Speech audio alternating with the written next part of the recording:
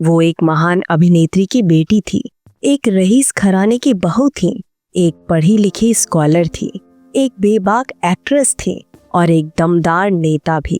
28 मार्च 1954 को कोलकाता में जन्मे मुनमुन सेन का जन्म एक ऐसे परिवार में हुआ था जहां उन्हें दुनिया की हर नेमत हासिल थी। उनके पिता दीवानाथ सेन कोलकाता के सबसे अमीर और प्रतिष्ठित व्यापारी परिवारों में से आते थे। उनके दादा दीनानाथ सेन तो त्रिपुरा के महाराजा के दीवान यानी मंत्री हुआ करते थे और उनकी माँ वो कोई और नहीं बल्कि बंगाली सिनेमा की महानतम अदाकारा सुचित्रा सेन थी। मुनमुन सेन का असली नाम श्रीमती सेन था, पर उनकी माँ उन्हें प्यार से मुनमुन बुलाती थी। सुचित्रा सेन ने अपनी बेटी के लिए एक अलग ही दुनिया का सपना देखा था। वो नहीं चाहती थी कि मुनमुन फिल्मी दुनिया की चुनौतियों और चकाचौंध का हिस्सा बने। उनका मानना था कि उनकी बेटी एक बहुत पढ़ी लिखी और संस्कारी महिला बने जो घर और परिवार को संभाले। मुनमुन ने भी अपनी माँ की उम्मीदों पर खरा उतरते हुए एक ऐसी शिक्षा हासिल की जो उस दौर में बहुत कम लड़कियों को मिल पाती थी।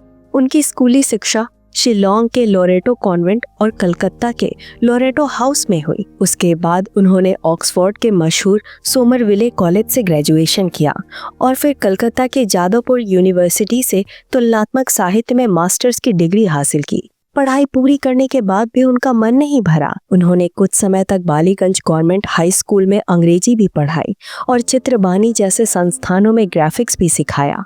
कला के प्रति उनका लगाव इतना गहरा था कि उन्होंने महान चित्रकार जैमिनी रॉय से चित्रकारी भी सीखी और उन्हें पुरानी चीजों को इकट्ठा करने का भी शौक था। वो सामाजिक कामों में भी सक्रिय थी और यहाँ तक कि शादी से पहले एक बच्चे को गोद लेने के बारे में भी सोच रही थी। मुनमुन की जिंदगी में सब कुछ बेहद सलीके से चल रहा था, लेकिन उनके अंदर विद्रोही और बेबाक आत्मा हमेशा से मौजूद थी। मुनमुन बताती है कि जवानी के दिनों में कभी कभी वो जानबूझकर ट्रैफिक के नियम तोड़ देती थी, सिर्फ ये देखने के लिए कि लोग उनकी माँ की बेटी होने की वजह से उनके साथ कैसा बर्ताव करते हैं। ये उनकी आज़ादी की पहली छोटी मोटी बगावत थी जो आगे चलकर उनके जीवन का हिस्सा बन गई। 1978 में उनकी शादी भारत देव वर्मा से हुई। भारत देव वर्मा भी त्रिपुरा के शाही परिवार से ताल्लुक रखते थे। उनका ये रिश्ता कई मायनों में खास था क्योंकि उनके परिवार का रिश्ता कूच बिहार और जयपुर के राज घरानों में भी था। मुनमुन की सास इला देवी कूचर बिहार की राजकुमारी थी, जिनकी छोटी बहन गायत्री देवी जयपुर की महारानी थी। यानी मुनमुन का जीवन एक राजघराने से दूसरे राजघराने तक पहुंच गया था, जहां उनके पति ने उन्हें हर कदम पर सहयोग दिया। इसी परिवार से महान संगीतकार SD बर्मन और RD बर्मन भी आते हैं। राइमा और रिया सेन के जन्म के बाद जब दुनिया को लगा कि मुनमुन सेन अपनी माँ की तरह फिल्मों से दूर ही रहेंगी, तभी उन्होंने सबको चौंका दिया। 1948 में उन्होंने राज सिप्पी की हिंदी फिल्म अंदर बाहर से फिल्मी दुनिया में कदम रखा।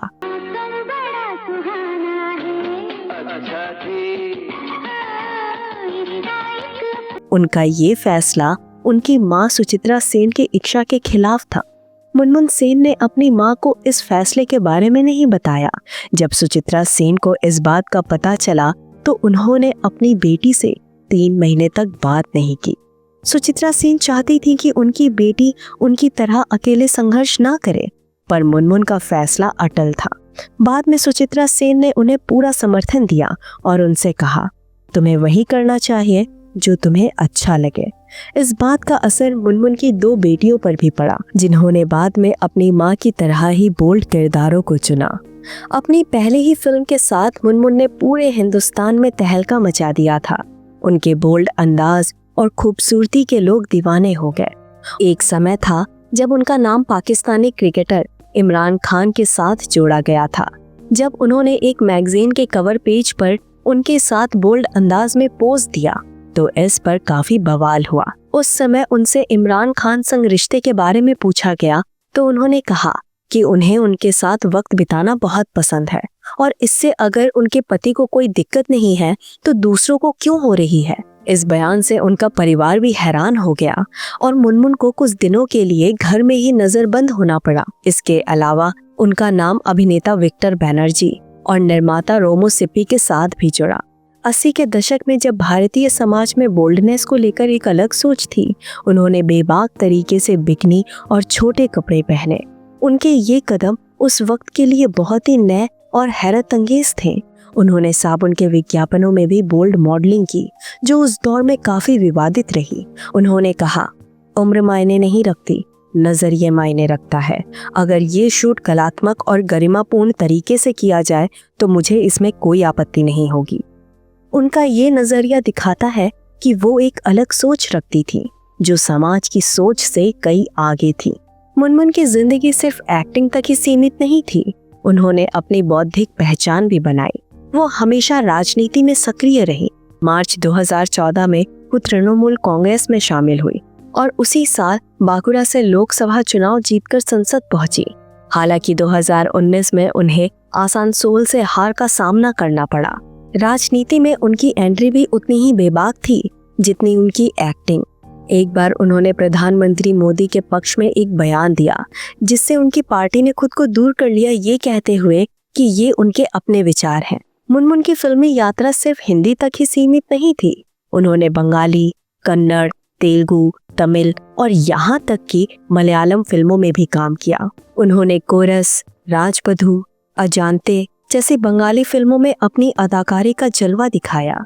हिंदी में प्यार की जीत, 100 डेज, कुछ तो है जैसी कई फिल्मों में काम किया।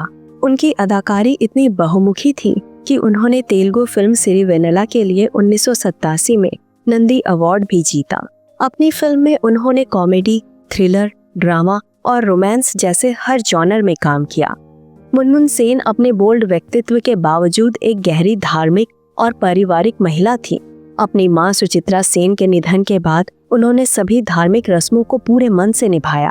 आज भी मुनमुन सेन अक्सर सार्वजनिक कार्यक्रमों में नजर आती हैं, नई रेस्टोरेंट को बढ़ावा देती हैं और पोलो जैसे इवेंट्स में शामिल होती हैं।